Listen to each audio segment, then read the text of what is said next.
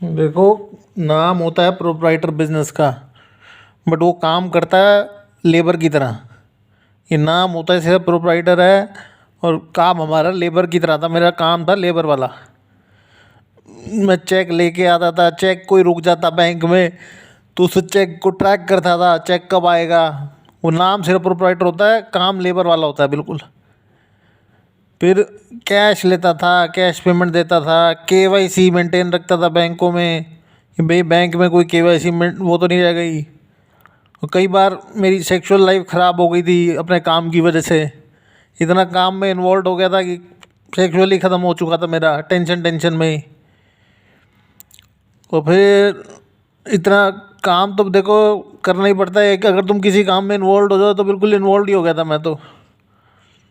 But वही है, पैसा पैसा पैसे की होती है सब काम।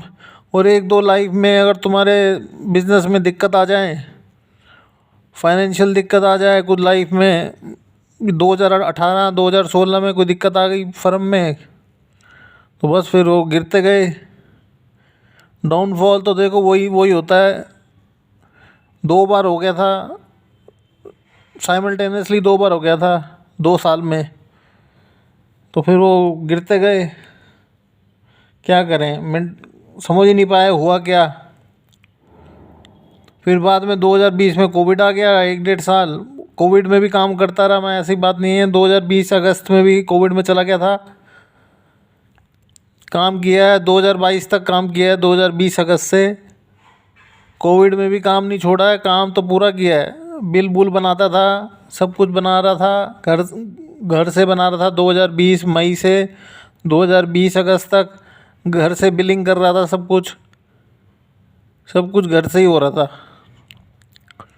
फिर अगस्त 2000 अगस्त से 2020 अगस्त से 2020 मई तक, 2022 मई तक, 2022 मई तक फिर वहाँ लगा रहा। फिर वहाँ से मैं आरएस में आ गया, आरएस केमिकल में 8 महीने काम किए।